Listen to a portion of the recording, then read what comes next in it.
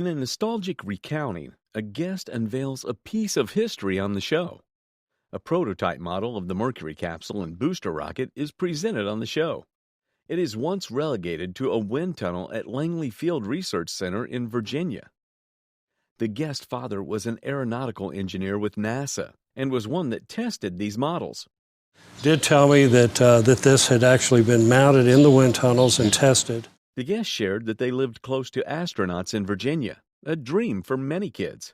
Had a little boat I kept in John Glenn's backyard who lived 4 doors down from us and next door to Scott Carpenter. So. The appraiser delves into the historical significance of the Mercury rocket system, primarily developed by Maxime Faget. Faget was an American mechanical engineer, most remembered for his development of the launch escape system. The intricate details of the wind tunnel model, likely crafted in the late 1950s, mark a crucial juncture in the development cycle. And what it was a couple of solid rocket boosters that in the case of an emergency, those rockets would fire and pull the capsule away and hopefully allow the passenger to survive. Most of the time, these wind tunnel models are in museums, and rarely do they appear in private lands. Considering its historical significance, how much would this model's value be? I would give it a conservative auction estimate of between $60,000 and $80,000. That's interesting. Interesting. Yeah, interesting. It's not for sale. It's not going to be sold. It might end up in a museum. The guest shared the history of the doll, acquired by her great-great-grandmother. And she gave it to her daughter, my great-grandmother, who in the picture is holding the doll. The doll, named Clotilde, was made by Leontine Romer, a notable French doll maker. The appraiser highlighted the significance of Romer's role as a female entrepreneur. The doll was made with porcelain glazed on a white background, and the body was made of kid leather. This is a very early doll, probably in the 1860s. The doll's original dress, underwear, and hoop skirt contributed to its value, but it had some damage on its cheeks. How much would the item be valued? She would sell for $2,500 retail. Oh my goodness, that's not what we expected at all. The willow ware holds a great legacy.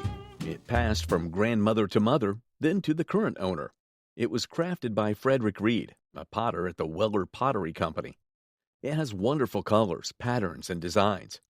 The blue ones are more expensive, and this one has other colors as well. It has a tight hairline at the rim, which lowers its value slightly. Its value can be $2,000. The owner bought this sword from a family that had passed it down through generations, and it holds a rich history. It belongs to the Mexican War era, dating back to the mid-1840s. It would have been carried by a high NCO or an officer. It flaunts a gilt brass hilt, array of arms, and a silver-washed grip. Despite it being very old, the markings and designs are visible. By flipping it over, we can see it was made by N.P. Ames. N.P. Ames Company was known for their expertise in swords and cutlery in Chicopee. Its estimated value is between $1,500 and $2,000. The owner received this cherished tea set from her parents as a childhood gift. Fortunately, it's still in good shape. This set has all components like cup, saucer, tray, sugar bowl, and teapot. Notably, markings on the bottom shows that it was made in Limoges, France by Theodore. Additionally, the set carries the signature of its designer, Edouard Sandoz. Edouard Sandoz's unique and rare pieces are highly desired by collectors and dealers. So your father's $40 investment for his adorable little baby girl has turned out to be a little bit of serious money here. Hi. The owner doesn't want to sell it. She wants to save it for her granddaughter. The set has a worth of $1,500 to $2,000. The guest treasures a ceramic pottery piece from her parents and has a special attachment to it. Have ever since I was a child. This is created by Glenn Lukens, a pioneer in American ceramics. It was crafted during 1930 to 1940. Glenn Lukens was a teacher at USC, and he revolutionized ceramics pottery. Glenn Lukens was extremely well-known and well-liked. Everyone on the campus, all the professors, all the teachers, his classes were incredibly popular. He was much more influential than just a ceramics teacher. Glenn Lukens used creative methods, like exposing raw clay in unique glaze. The way he designed the pot from the inside was ahead of his time. Especially as a child, I love to reach in and feel the melted cheese. Collectors highly appreciate raw materials like this. It has a signature on the bottom in typical fashion. Well, I can tell you that in today's market, I would appraise this for $5,000 at auction. Really? Oh my gosh, that's exciting and completely unexpected. Displaying yet another masterpiece by Picasso. At issue here is a sizable platter that the gentle elderly woman inherited from her father. An alluring plate as compensation for a legal matter her father presided over. Unaware of the plate's original cost, she attentively listens to the clearly fascinated appraiser. This is a Picasso plate, and interesting enough, I talked to another appraiser, and he visited the pottery in France in the 1960s, and he said at that time he bought a couple of small pieces, and he said he probably didn't pay more than $10 or $20 each. The Medora pottery plate of Valarius, France origin, handmade with sublime details, was estimated to be worth between $10,000 to $15,000. My goodness. I really am surprised. Yeah, I'm sorry my father isn't here to hear this.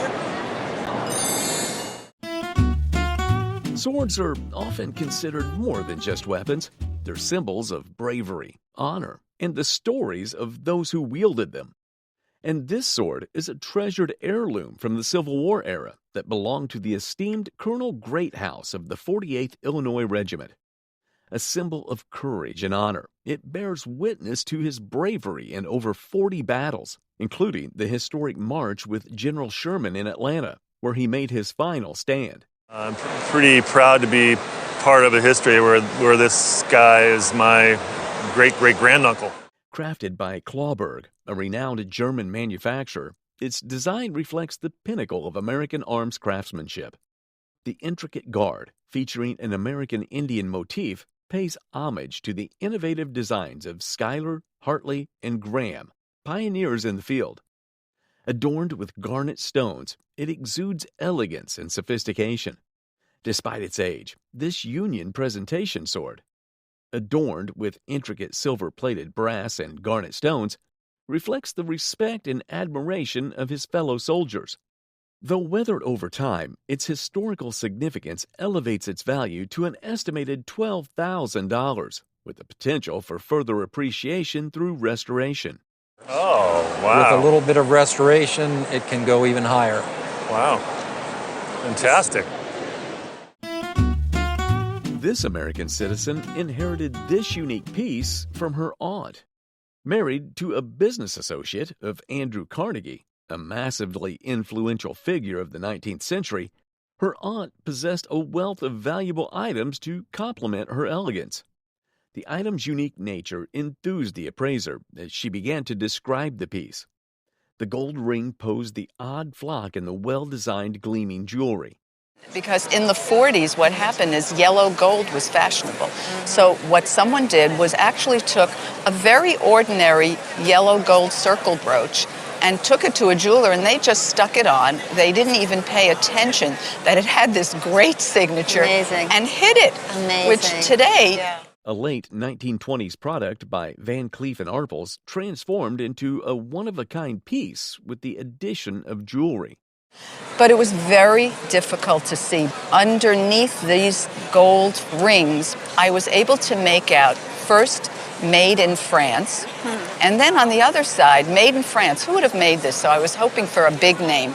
And you know what? I got a great name, Van Cleef & Arpels. What could be the worth of this euphoric item? Its altered state is estimated between $5,000 and $7,000, while its original form was $10,000 to $15,000. No kidding. So you've got a lot of value here. Thank you. The guest brought Whirligig of Life from 1875. It belonged to her great-grandfather, and from there it was passed on in her family. It was one of the great optical toys of the 19th century. It's a pre-cinema toy.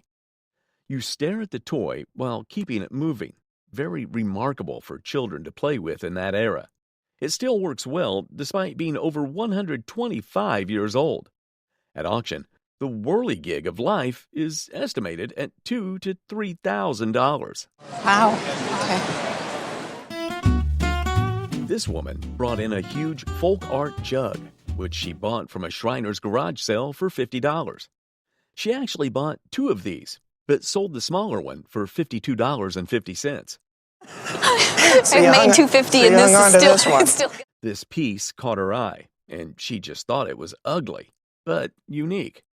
This 19th century folk art jug is believed to be used in big gatherings and events. It's obviously made in Pennsylvania or Ohio tradition because of the blue slip glaze and Albany slip glaze designs around the jug, which is common in that part of the country. The design of the jug is symmetrically arranged, and the details are beautifully figured. The fact that some might say, well, look, it's got a great big chip, I don't think it means any bit of difference whatsoever. And there are some hairline cracks, but overall, it's in fantastic condition. The owner was shocked to know the auction value of this jug, and I'm sure you will be surprised too. And it's a little difficult to come up with a consensus, but I think easily the jug is probably worth in the area of, what, $30,000 to $50,000 Oh my gosh. Or more. Yes! Oh, this is my 15 minutes of fame! This woman brought a painting she bought from a garage sale for just $7.50. The painting is the work of August Mueller, a member of the Munich School of German Painting. He was a genre artist in the 19th century who specialized in paintings that described everyday life events. This particular painting was created in 1875. Mueller also had several other similar paintings of mothers and their infants.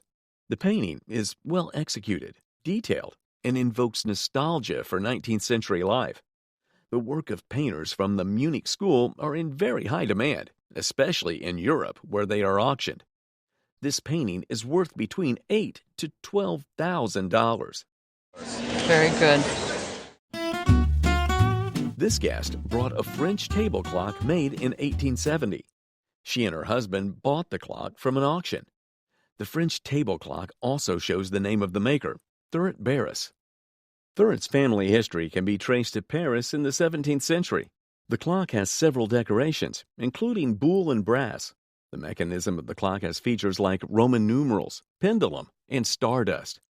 The painting of the clock is veneer, and the screws and bolts show that it might be late 19th century. This French table clock is worth $7,000. Okay, well, thank you so much.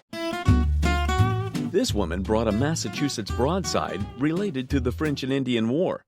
Her mother purchased it from an auction and passed it to the guest. The printing is a proclamation by Governor Francis Bernard in 1763, thanking God for the end of the war. The broadside showcased the official style of colonial America. This one is very rare because most are read and thrown away. This Thanksgiving broadside is estimated at $5,000 to $7,000. These beautiful pieces of illustration art were passed down from the great-great-aunt of the guest to her. Her great-great-aunt was the famous illustration artist Jessie Wilcox Smith. Smith, who was born in 1963, was an illustrator who illustrated for books and magazines. She trained under the famous painter Thomas Eakins. Smith made several illustrations, primarily of children. What I found out was interesting, she was a kindergarten teacher as well. And that brings a lot to her paintings because most of them focus on children and very wonderful, cute visions of children in childhood. These illustrations were for the children's book, The Princess and the Goblin. People who collect illustration art really go crazy for the covers. And you have one here, and it's a beautiful cover, one of Jessie Wilcox Smith's best pieces. They are valued to be at, I would say at auction right now, the value of this would be about $30,000. And this one about $20,000. This is a little bit darker, but this is just quintessential Jessie Wilcox Smith. Good. In 2015, the value raised up to $100,000 to $150,000. Good. Thanks. Thank you very much. This guest brought a Meissen porcelain set inherited from his family. The porcelain has the Meissen mark underneath. The Meissen factory started creating pots in the early 18th century. Meissen was patronized by Augustus the Strong, who was also a collector. The porcelain features include elaborate Japanese and Chinese royal taste pieces. The particular pattern of this porcelain is called blue onion. The blue onion was designed for the upper middle class. The Meissen porcelain set from 1920 is valued at $1,600. So it's still very nice, and thank you for sharing it with us. Thank you very much. This exquisite 18th century flambe Meiping vase was given to the guest grandfather during the birth of her father in 1925. The vase, which is made of porcelain, has a unique glaze which is made in Asia and is called flambe, which is a French word, and it just refers to this sort of mixture of beautiful turquoises, the sky blue, with this deep, rich red, sort of ox blood kind of a color. Also, the pits of the vase are characteristic of the glaze. The glaze imitates a specific type of material seen first in 12th to 13th century China during the Song dynasty. This glaze was later copied in the 18th century, which is the time the vase was made. Those are all wonderful things. The pitting, the color, the sort of green tinge around the top, the shape is called a Meiping. All those things verify that this is authentic. It's real. This vase was made for the imperial household of the Ming dynasty. There's a slight glaze crack which slightly devalues it. The insurance value of the vase is estimated to be about... I would insure this for $40,000. In 2021, the value rose to $60,000. Oh my God. This guest brought a traditional Ojibwe jacket and clothing. The Ojibwe people are indigenous to Canada. The guest's father was the initial owner before the guest inherited it. His father was gifted the jacket when he lived with the Ojibwe people in Canada. They also made some enamored patterns and designs on the jacket and other Ojibwe clothings.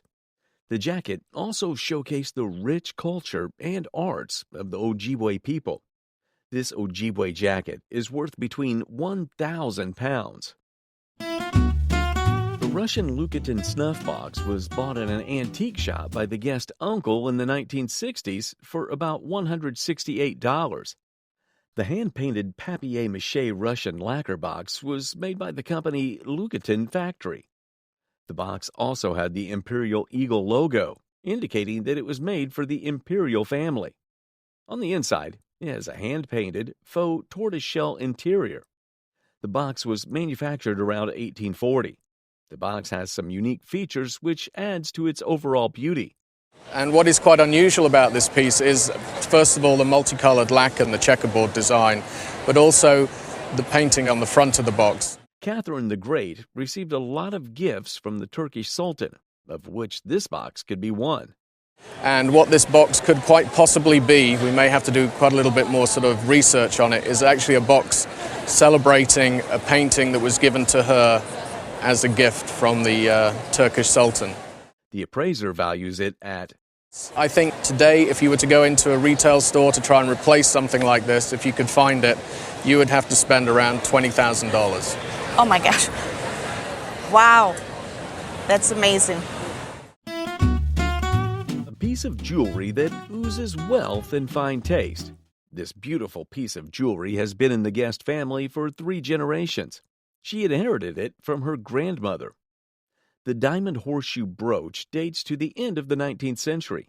It's made up of about 15 karat old European cut diamonds and platinum topped 14 karat yellow gold. They are about as juicy and lively and beautiful as they can be. Usually, horseshoe brooches of smaller sizes are common, but this one is quite large. This is a whole lot of good luck. It's about the biggest horseshoe brooch I've ever seen, and it's probably the prettiest one I've ever seen as well. The appraiser gives an auction estimate. I think an auction estimate of $10,000 to $15,000. Good. The guest inherited this piece from her grandmother. The piece is an oil in grisaille on-board painting made by the artist William Herbert Dunton. He was a well-known painter-illustrator from the Taos Artist Colony. He studied with Ernest Blumenschein at the Art Student League in New York. The oil in grisaille painting tells the story of the kind of artist Dunton was. Dunton was really interested in the notion of the vanishing cowboy. So this is sort of the where are all of the cowboys gone? A really terrific example of a West that was passing and changing and going to be very different from what he was to know. The piece, which is probably an illustration piece for a magazine, is valued at... And given that, I would give it an estimate of between $5,000 and $7,000. In 2014, the value rose from $15,000 to $25,000. So that's where all cowboys go. That's great. Thank you. A precious birthday gift. The negligee gemstone pendant was given to the guest on her birthday. It belonged to her daughter's great-grandmother. The beautifully designed pendant is made up of some lovely stones. This is a precious topaz. Okay. And we also have a peridot. Okay. And it's suspending from two small red spinels. The red spinels are rare, and the whole piece is held at the center by a heart-shaped cabochon sapphire. This pendant was popular around 1890 to 1910. It's usually made of colorful stones and meant to be worn close to the neck. It's a fitted box, and you can actually see the fitted area. It's in the original box, which adds to its value and adds to its cachet. It's valued to be about... I would say, for insurance purposes, $10,000, right around $10,000. Wow. Yeah. As of 2023, the value increased to $12,000. $1,000 for it. I had no idea. Yeah. Really, that's amazing. This lovely pocket watch was found by the guest's husband in their newly acquired house. The beautiful pocket watch was made by the company Vacheron Constantin, a high-end watch manufacturing company in existence since 1775. The watch dates back to 1880 to 1890. On the movement, which is quite beautiful, is Vacheron Constantin as well. Exceptional watch, so pretty, all 18-karat gold, triple sign with all the hallmarks. The appraiser values it at... So in a retail store, this watch would sell for approximately $3,000. Oh, wow. So that's a good find. That's a very good find. A piece that brings fond childhood memories. The guest brings the lovely Tootsie toy cars to the show. Cars, which were made in the early 1930s, come in the deluxe motor set. The cars are modeled after the Grand Car. And then you've got a wonderful coupe here with a rear spare, and then you've got a coupe here with two side mounts instead of a spare. And then you've got a wonderful yellow wrecker, and it's just a great set. This lovely car set is valued at... I would say the value would be $2,000 to $3,000. That's very good. Yes. In 2015, the value dropped to $1,000 to $1,500. A painting that brings fond memories to the guest. It was purchased in 1975 for $150 by the guest, as it shared some similarities to her hometown in Louisiana. The watercolor painting was made by the artist, Lloyd Hawthorne, who was from Pineville, Louisiana. This picture is a lovely example with the Louisiana landscape and these figures. It's in great condition. The piece is valued at... I think if this were to be offered in a retail gallery, the asking price might be about $2,500. Whoa, really? Really? I made some money. A guest presented a Dedham test glazed vase, acquired by her mother from her aunt, who was supposedly the granddaughter of the founder of Robinson Dedham Pottery. The appraiser stated that Hugh Robertson founded Dedham Pottery, and the guest agreed. The value for this piece ranged between $1,000 to $1,500. Oh, fantastic. That's wonderful. My mom and dad will be thrilled. The guest's great-grandfather commissioned the artist Thomas Willis to make this work of art for her great-grandmother. Thomas Willis was born in Connecticut in 1850, but came to New York and became a successful silk merchant. The painting is a smokestack with a tuft of silk smoke wisping out of the smokestack in ships. The painting is accurate and well detailed. The ship has two names featured on it, Edward J. Birdwin and Sandy Hook. They were members of New York Yacht Club. The painting is definitely of New York Harbor in 1910. It is, by all accounts, the best surviving work by this artist, maybe even the masterpiece. The painting is valued at $10,000 to a whopping $15,000. These boots, once owned by Joe Strummer, were acquired by the guest husband during an interview on the band's first U.S. tour in 1979. Joe Strummer, lead singer of The Clash, a pioneering British punk band, emerged amidst political turmoil in England. Strummer's unexpected death at 50 added value to his legacy. The boots bear a stamp indicating British work, adding authenticity. There is a photo of the husband interviewing Strummer with the boots. The boots could fetch $5,000 to $7,000, with potential for higher value, if matched to photos from the 1979 tour, possibly reaching $8,000 to $12,000. That's pretty amazing. These letters and cards are from the Kennedy brothers to the owner's grandmother. My grandmother was the personal secretary to both Bobby Kennedy and Jack Kennedy. I do believe it was in the early 50s. John F. Kennedy, known as Jack, was the 35th President of the United States. His brother Robert Francis Kennedy, known as Bobby Kennedy, was his Attorney General. Letters show that the owner's grandmother was a close friend to the Kennedy family. Jack Kennedy valued her insights as America's anti-colonial policy and Catholic vote. I appreciate very much your letter, as we are old friends, and that your letter was the result of this friendship. This funeral card from Bobby to the owner's grandmother also shows their friendship. Some of these letters, which are handwritten, are even more worthy than typewritten letters. In an auction, the whole archive value is between $15,000 to $20,000. Well, it's exciting to hear and to know. The guest's youngest son received these Peter Max artworks from their mother around 1969 or 1970. Peter Max, a renowned psychedelic artist, gained immense popularity during the late 60s for his vibrant, trippy designs.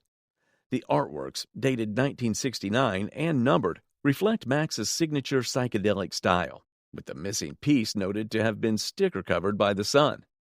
Despite the stickers, the artworks hold considerable value in today's market.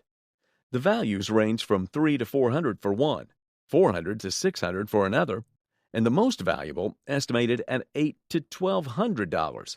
Very nice. The guest brought a Black Forest carved shoe from Inkwell. Her father brought it back from World War II when he was stationed in France. The shoe is in good shape, and the details are accurate. Stitches from the shoe show it is of walnuts in full of it. It was carved from the Black Forest region of Europe. It is an inkwell and was most likely made from a pewter. At auction, the shoe is estimated at the $700 to $800 range. Because it's in such great condition and a lot of people collect inkwells. An heirloom from the guest's great-great-grandfather was brought to the show. The captivating chess table story unfolded as the appraiser examined handwritten papers provided by the guest.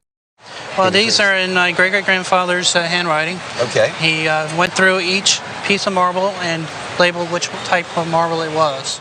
The intricate details depicted birds, bellflowers, and leaves, showcasing exquisite craftsmanship.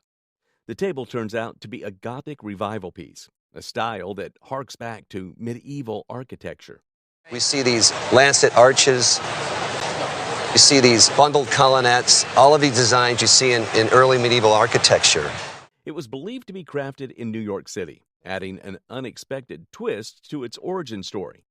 Crafted from rosewood, the table's darkish stripes spoke of its material. The furniture's exceptional state highlighted its rarity, given that Gothic furniture wasn't commonly found in America. We usually call these tables specimen tables because here we have all of these different types of marble, which are specimens of these 80 types of Italian marble. It was also made for his great-great-grandfather's birthday in 1845, adding sentimental value to the piece. The value of this piece will definitely leave you speechless. I would put about $175,000 on it. Are you kidding me? I'm not kidding you. That's incredible. I was thinking like 2,000. 2,000? That's what you thought? That's what I thought. This precious antique is astonishing as it's posted before the appraiser and the privileged elderly. Art inspired by the profound creativity of the renowned Pablo Picasso and inherited from her husband and mother-in-law. In Europe, and so one of my mother-in-law's hobbies was to go to the Picasso studio and buy pieces from the studio. The Gros Oiseau Vert pottery, number 18 of a total of 25 crafted in the 1960s French town of Valoris. The impressed appraiser describes how the extraordinary pottery came to be. Right, so Medora representing the pottery, and of course they made more than just Picasso pottery there, but this is the line of pottery that Picasso designed. And what Picasso would do is he would design the pieces and decorate them, and then line artists would replicate the work he did at Medora. With unimaginable artistry, Picasso reflects the exquisite bird's feature in clay. These handles, which you can grab one too, they're wings, and they're meant to show the motion of the piece. Oh. And these are the tail feathers. So this is the bird. That kind of makes sense. Right? Would it be enough to cough out a good appraisal value? So I think conservatively at auction, for somewhere between $65,000 and $85,000. Most astonishing is the fact that its previous auction prices were substantially higher, within a mouth-watering $105,000 to $130,000. At this level, height, and same size. Perfect. Very cool. Another piece we've got here is this massive watch. It's a wartime watch from World War II. This piece was worn by the German Air Force during the war. It has a really solid bar between the logs. It used to have a big leather strap that was rolled around the jackets of the military men wearing them. The minutes and seconds rings are unique and different from the regular watches. There are many producers of this kind of watch, but this is a special German product called Lang. It has the store number inscribed on it. On the side is the engine controlling its movement. It also has Lang's company name and store number on its back cover. The guest had something to say about how and where she got it. In Weymouth, in a government surplus shop. In like the early 70s. Right. He was always poking around old shops, antique shops and government surplus places. Do you know what he paid? £20, I believe. For such a rare piece loved by collectors of watches, it's estimated to be worth. At the moment, dealers are asking between £8,000 and £10,000. Really? Really. Believed to be a 19th century French bronze sculpture, the guest bought it at an auction in England for £800, which was estimated to be about $1,200 to $1,300 at the time. The sculpture was made by the French sculptor and medalist Léon Julien Deschamps. He was a prominent sculptor who presented his works in many salons during the late 19th and early 20th centuries. This piece, titled In Moisson, translates to The Harvest, was made by Deschamps in 1903. He had a particular penchant for the harvest, and he did bronzes like this, using, generally speaking, the sand cast method. Alongside the title, the sculpture also bears his signature and foundry mark of the cast company. Deschamps studied under Hippolyte Moreau, a French sculptor famous for his statuettes of young women. This is the original cast of the sculpture. During the mid-19th century, many pieces were cast in a smaller size. He studied under Hippolyte Moreau. It's valued at about $45,000 to $50,000. Oh, no. Are you joking? Absolutely. Oh, it is an extraordinary piece of his workmanship. Oh, jeez.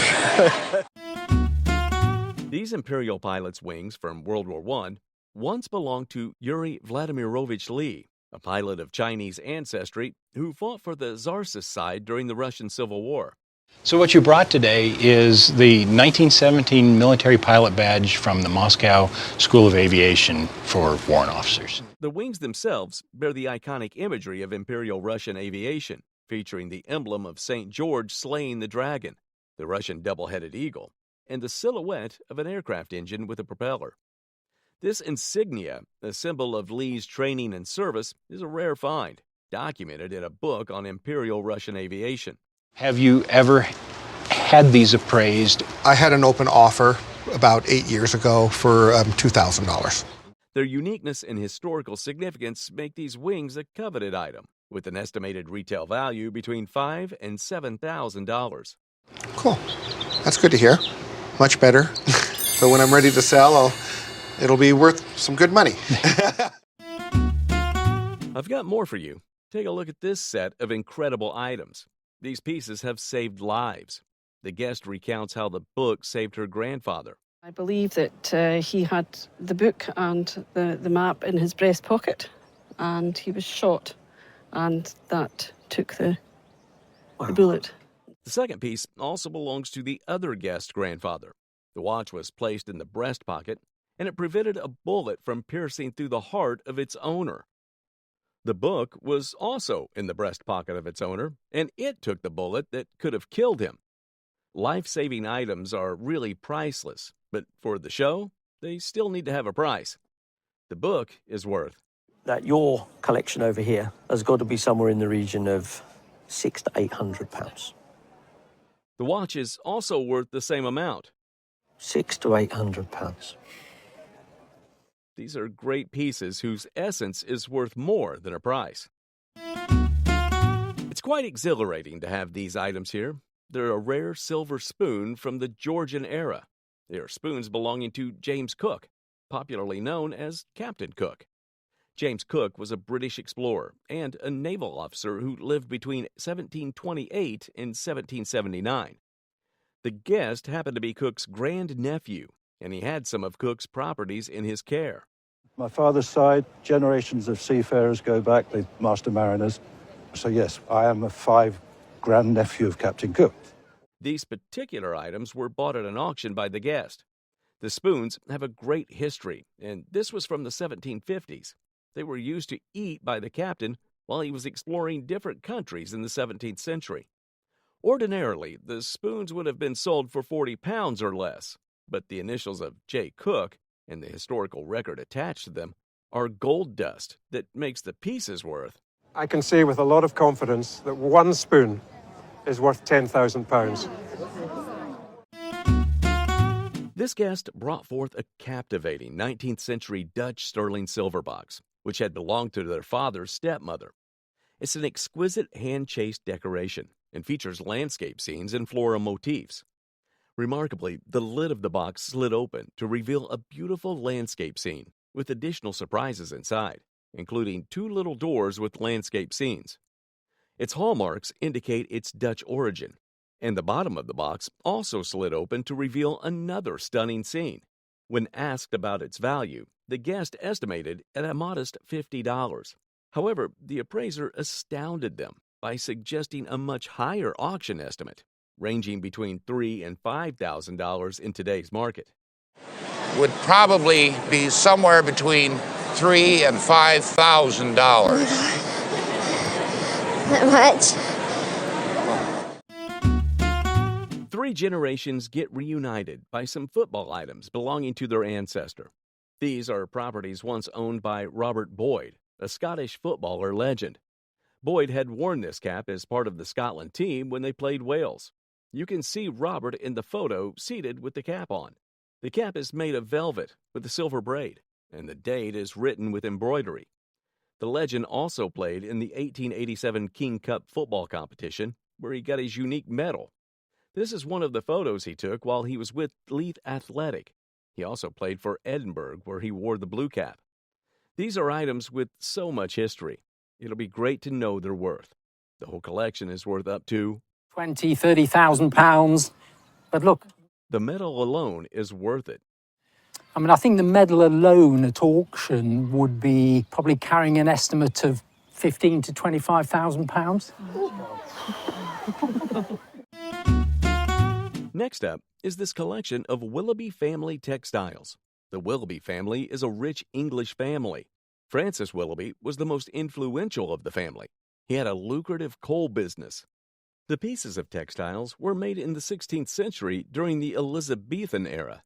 The textiles are beautiful and very neat for their age. Among the collection is a bedspread, pillow shirt, and a coverlet with nice embroidery.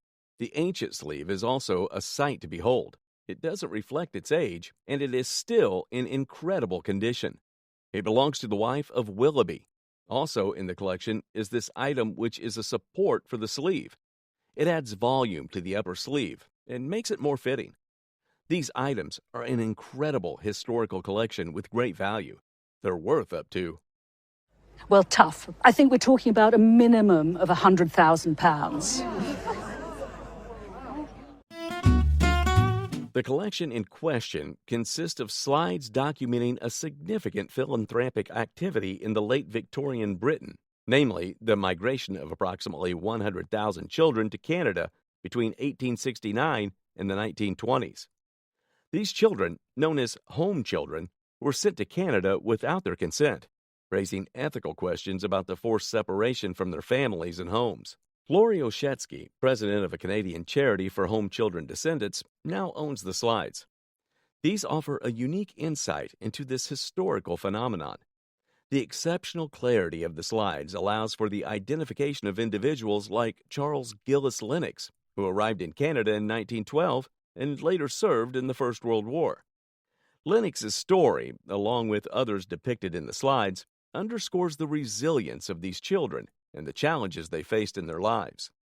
I'm just so proud of these children and what they were able to accomplish and what they were able to overcome. Talking about rare pieces, this wooden club is one of the rare pieces of this century. It's a wooden Polynesian Asian club with so much history attached to it. This sort of club is often used by the Fijian and Samoans. There are many of them that offer insight into the craftsmanship of the Polynesians and the history of their culture. The decorations on it are special and highly referred by the Polynesians. Can you guess what it's worth? Came up for auction, 12 to 20,000. Stop it! Really? 12 to 20,000. Ho-ho! A cradle board is brought by the guest, traded by her father in the early 60s. Crafted by the Cheyenne, a tribe from the Great Plains. The beadwork follows classic Cheyenne design using cotton thread. These are called skis. They're typically decorated with brass tacks.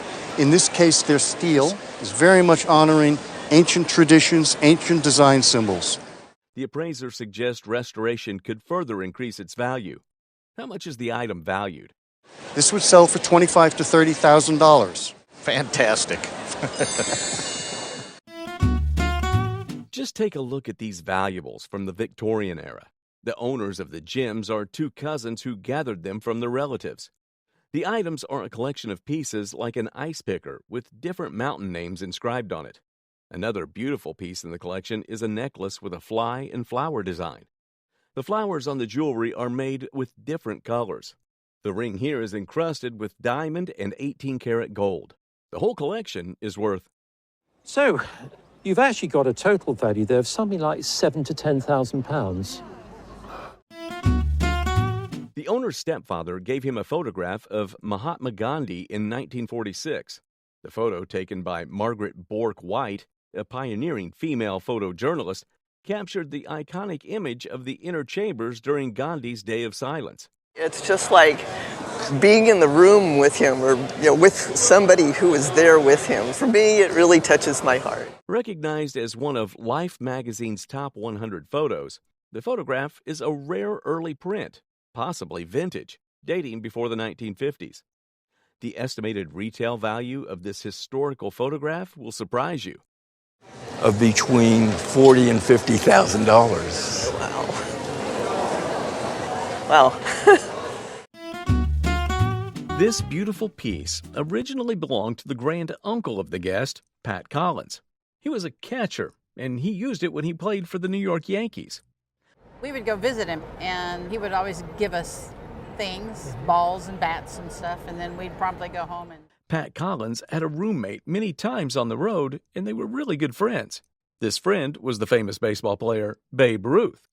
Pat Collins started his career with the St. Louis Browns in 1919. In 1925, he was sold to the New York Yankees, where he played in 3 World Series in 1926, 1927, and 1928. He was known as the forgotten catcher and shared the role of catcher with 2 other players.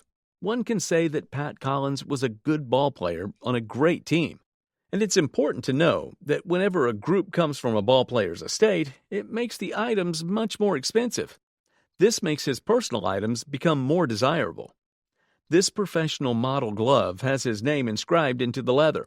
From the labels, we can see that it is a higher quality glove. It's very rare and hard to find a player's mitt in that era, especially from a World Series. This is why the value at an auction is mind-blowing. Expect to sell for between $2,000 and $3,000. World Series programs are quite difficult to find, especially from this period. It's even more rare to find one that actually belonged to a ball player. We have the 1926, 27, and 28. Any of those in this condition are going to auction for between $750 and $1,500 each. The guest also came along with a pair of ticket stubs, and you'll be surprised at how much they are worth at auction. This photo, which is believed to have been taken before or after a game, at auction, will sell for about $200 to $400. If you put all these items together, you'll be amazed at how much they are worth at auction. With the other items, I would put a value on this group at auction for between $8,000 to $12,000. The owner's grandfather purchased this Gretsch Chet Atkins model 6120 guitar in 1956. Originally bought in Asheville, North Carolina, by a country western musician who played on local radio stations and aimed to perform at the Grand Ole Opry, the guitar remained in the family. It was stored in its case for over 50 years, preserving its excellent condition. The guitar, with its unique features, original components, and case candy, such as the warranty certificate and strap, is estimated to be worth between $12,000 and $15,000 in a retail setting. That's incredible. My dad would be over the moon. Initially, what might look like an ordinary pear box is actually a Regency tea caddy given to the guest by a dear friend and mentor in Houston, Texas. It was crafted in England during the early 19th century, around 1800 to 1810. Made from pear wood, this tea caddy served a practical purpose. It was safeguarding valuable tea from unauthorized access with its lockable front. Despite its imperfections, such as a replaced finial and signs of age-related wear like splits in the wood, the tea caddy boasts a rich color reminiscent of a golden pear. Notably, it bears the distinctive feature of an original plug at the bottom, indicating its authenticity. But they all have, all the real ones, and they're making fake ones today, they all have this funny little plug in the bottom. That is something that all the old ones have that the new ones do not.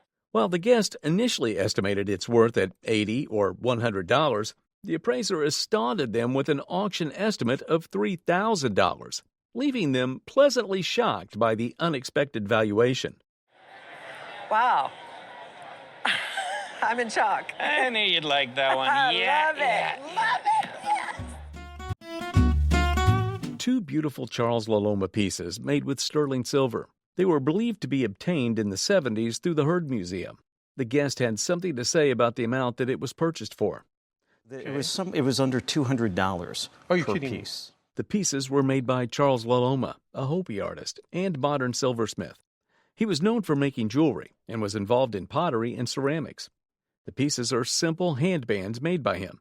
They have a good texture and feel that makes them lovable. The signature on them makes it hard to question their originality. They are inlaid with ironwood, coral, and turquoise. These features have added to their value, and in today's market, it'll be exciting to discover the price of each item. Which do you think each is worth?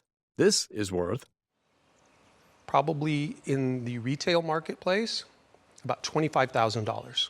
While this one is worth more. It can be valued at around $28,000. Wow.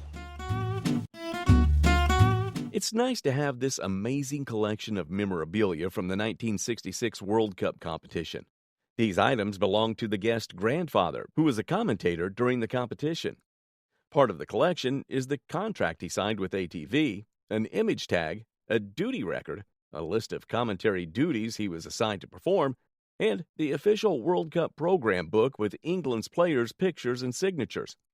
The man is Hugh Johns, a popular England commentator whose face was not well known, but he was often heard by many people. Hugh Johns' final words at the World Cup final were for an archive. With such a great family and country prestige, it's worth. So I think in total, £4,000 to £5,000 if you were ever to sell it. Yes. Okay, thank you. Let's take a quick look at these nice-looking medals. They belong to Lieutenant Colonel Edward Maxwell Morrison. He was the first man on Juno Beach on D-Day. He also led the liberation of Caen, a commune from the northwestern coast of France. On the medal is a military cross, which is proof that the lieutenant was almost awarded the Victorian Cross. Which is really only 2 away from a Victoria Cross. The bar on the medal means the cross was won twice by the owner. This piece was awarded back in June 1944 at Juno Beach. It's a well-deserved medal given to the colonel who fought severely at the beach and even lost some of his men. The medal is a rare piece and a one-of-a-kind collection medal collectors love to have. For anyone who wishes to add this as part of their medal collection, the piece is worth at least £5,000. While it may seem like an ordinary box at first glance, this medical chest is a remarkable relic of a Civil War-era medical practice. It was owned by Dr. Nathan Blunt of the 11th Regiment of the Maine Volunteers.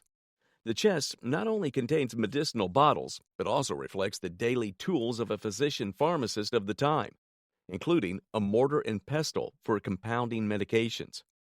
With its engraved plaque bearing Dr. Blunt's name and a poignant letter from his daughter, this chest transcends mere artifact status, embodying bravery and sacrifice of a remarkable individual who served both on the battlefield and in his community. And most importantly, its retail value is estimated at $2,000 to $2,500. Range. It's great to know. So even after 25 years, that's still a pretty good return on investment. I don't intend to sell it. Take a look at these history-laden items linked to Dolly the sheep. Dolly the sheep was created by the Roslin Institute in Scotland. It was modeled after the British Fenset Dosset. These items are lab equipment used in the production of Dolly. What you see is a tiny image of a sharp tool used in extracting the DNA that formed Dolly. Dolly died in 2003, but she's nicely stored in Scotland's National Museum. The guest also brought to the show the third fleece sheared from Dolly. This is an exceptional scientific collection with great value. It's estimated to be worth. It's almost impossible to value. I think it's well into 5 figures at auction. Really? I think you could be looking at £20,000 to £30,000. Well, it's been gathering dust and I'm wondering what to do with it. This owner brought a painting depicting the Buddhist divinity Avalokiteshvara, which is defined as originating from Korea. The 17th century painting, possibly from the early half of the century, has an elegant form and mineral pigments on a heavy textile, likely hemp cloth. Despite some condition issues, restoration could possibly enhance the painting's value. This image is probably, at auction, it would probably sell between $8,000 to $10,000. Okay. We've also got another set of items with great history. These are known faces from the 1960s. The guest got them as a gift from her mother, and she feels that they are items with great value. She is down in Hayling Island, living with vascular dementia now. Oh, bless her. And during lockdown, she stayed with us, and she gifted these along with other things that she'd kept for me since birth. They remind me that she never forgot about me. The items are called the Fab Four, a replica of the Beatles band that reigned in the late 90s. There is the face of John Lennon, Paul McCartney, and Ringo Starr. These are 4 famous Canadian musicians. The items are not highly valued like others, but they have a price. They are valued at around... I can tell you around about £200, £250 for the 4, but you don't have to sully yourself. The guest shares the interesting story of a painting acquired by her husband back in 1960, crafted by a young boy named Chuck Close. The painting describes a man walking, expressing the feeling of spring. The appraiser acknowledges the artist's work. I love this painting. I think it's a fantastic painting. particularly for a young artist. The painting's value is estimated at $100,000 to $150,000. Oh, wow. That is a great deal. It will make my son very happy because it's in the will for him. Acquiring a rare Impressionist painting for just $600. The charming guest watches, hoping she made the right call. The fact that a woman's paintbrush was written over this special edition was a remarkable surprise. It's an Impressionist painting. It's just incredibly beautiful. I'm very excited to see it because we don't see that many women artists on the market. More impressive, considering that it was around 1921, still in the heyday of male supremacy. And especially the artists she studied under, like Arthur Wesley Dow and Hugh Breckinridge, she just stands right up to those other male artists who were painting. Gloucester, Massachusetts, the revered artistry colony till date, is the birthplace of this glinting oil gem. Was painting along with other American women artists in Gloucester, Massachusetts, on Cape Ann. What a fortune for the guest, with an appraised value of $25,000. Oh my goodness. Oh my goodness. Take a gentle look at this piece of artwork made by David Hockey, the celebrated English painter. He's a British modern artist with great works attached to his name. The painting is not as clear as one would love, but it's an art describing the simplicity of a street. It's an incredible paste paint made in green color. It is kind of rough, but it makes up a collection of fine arts. The art is abstract expressionism. It's a juvenile painting. It looks like one of Hockey's early works, and this adds more to its value. At market price, the painting is worth... I think you might be right, but I think it's closer to £20,000 to £30,000. 20 to 30,000 pounds. The owner brought prints from the Associated American Artists, a gallery formed in 1935 with a populist approach to make art accessible to the middle class. Well, Associated American Artists was a gallery that was formed in 1935 by a man named Reeves Lowenthal. Various American artists commissioned the prints, including Thomas Hart Benton, Reginald Marsh, Luigi Lucioni, and Ernest Feeney. The print by Thomas Hart Benton, titled Slow Train to Arkansas, is identified as an important work. The estimated individual auction values for the prints are approximately $4,500 for the Thomas Hart Benton, $1,500 for the Reginald Marsh, $100 for Luigi Lucioni, and $50 for Ernest Feeney. The total estimated value for these 40 prints is around $48,000. Wow. Dollars at auction. That's great.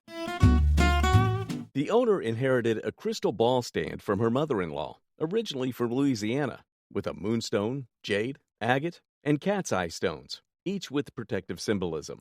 However, the surprising revelation is that the piece is a bronze base crafted by Maria Longworth Storer, one of the founders of Rookwood Pottery in Cincinnati during the 1880s. The unique bronze dated 98 and signed MLS was created using the lost wax technique, making it a one-of-a-kind piece. It's really a very, very unusual piece, and it's very, very rare.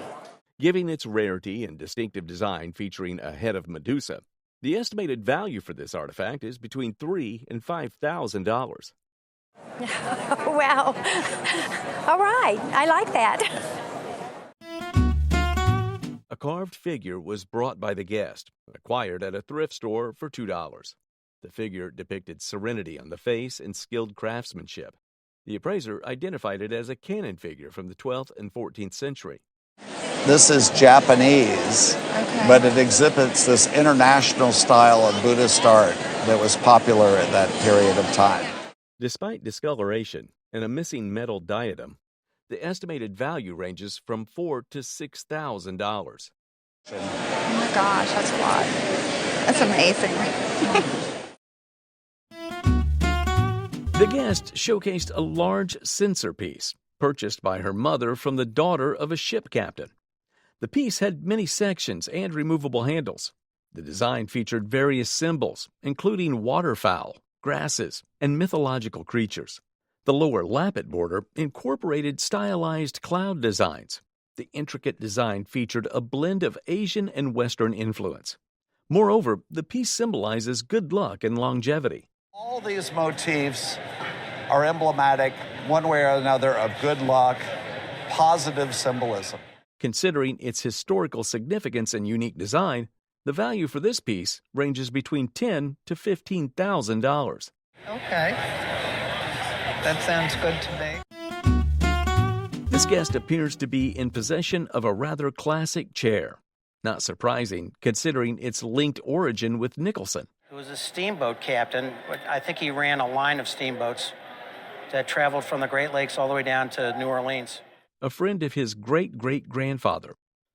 And they were friends because we did business with his son-in-law's correctional institute up outside of Detroit, where they made furniture in the shop. A throne-like reward for their shared business and friendship.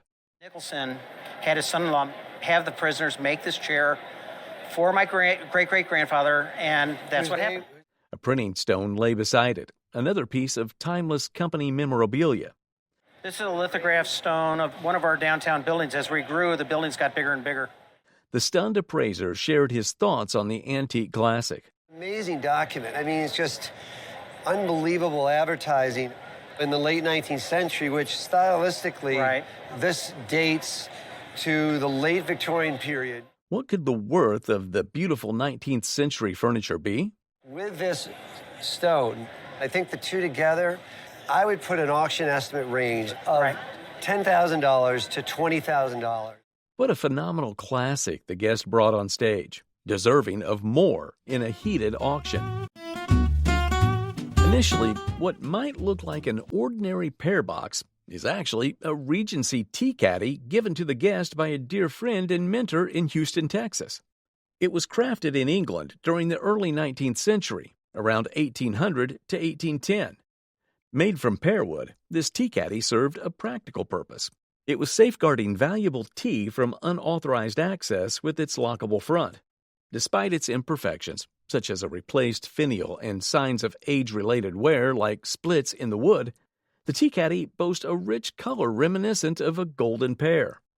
Notably, it bears the distinctive feature of an original plug at the bottom, indicating its authenticity. What they all have, all the real ones, and they're making fake ones today, they all have this funny little plug in the bottom. That is something that all the old ones have that the new ones do not. While the guest initially estimated its worth at $80 or $100, the appraiser astounded them with an auction estimate of $3,000, leaving them pleasantly shocked by the unexpected valuation. Wow. I'm in shock. I knew you'd like that one. I Yeah, love it. yeah. Love it.